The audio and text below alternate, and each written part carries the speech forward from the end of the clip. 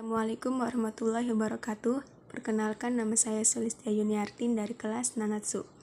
Di sini pertama-tama saya akan membahas tentang rangkuman materi Bunke yang saya pelajari pada tanggal 24 bulan 10 tahun 2025. Yang pertama di sini ada penyambung konteks, yaitu berupa kata bendaga atau kadoka, yaitu berupa bentuk futsuke.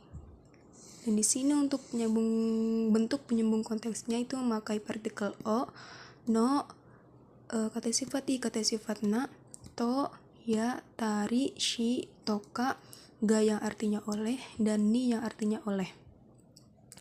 Untuk contohnya ada Nihongo wa muzukashi desu ga omoshiroi desu, yang artinya bahasa Jepang sulit tetapi menarik.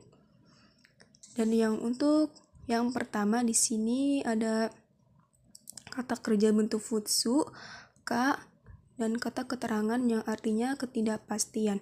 Di sini dan yang kedua ada kata sifat i atau kata sifat na, kata benda ka, dan kata keterangan yang artinya juga ketidakpastian. Dan dilanjutkan dengan kata keterangan kadoka yang artinya atau tidaknya. Dan ada juga kata sifat i, kata sifat na, kata benda kadoka, dan kata keterangan yang artinya atau tidaknya juga sama. Dan juga ada kata tanya ka dan kata keterangan.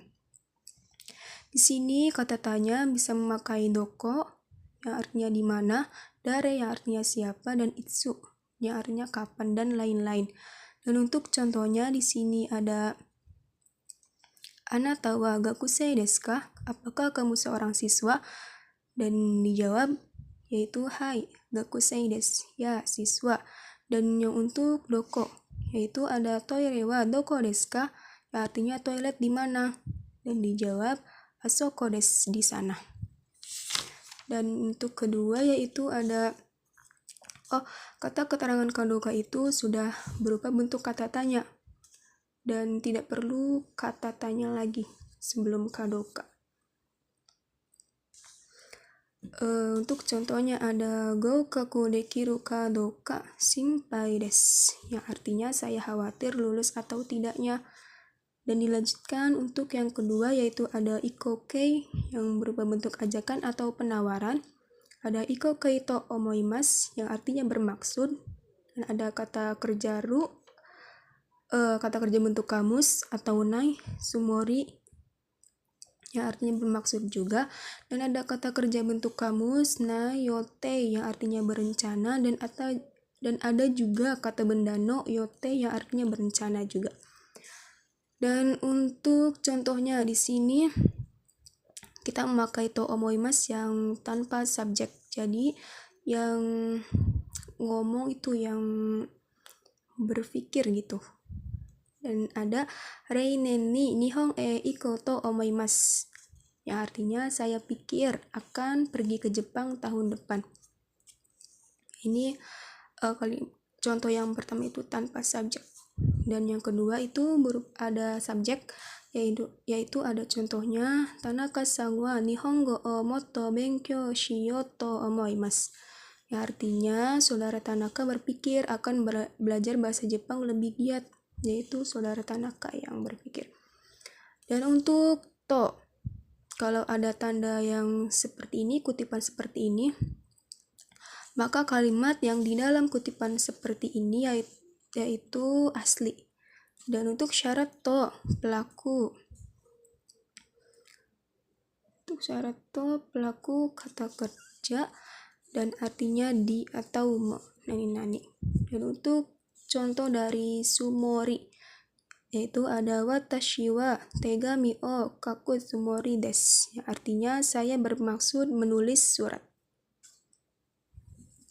Dan untuk yang yote, di sini ada contoh dari yote yaitu ada watashi wa ashita to shokan iku yote desu, yang artinya saya berencana pergi ke perpustakaan besok.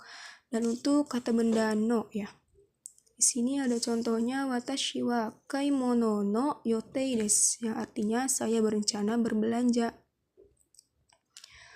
Dan dilanjutkan dengan yang ketiga, yaitu ada to imas yang artinya berkata atau mengatakan, bernama.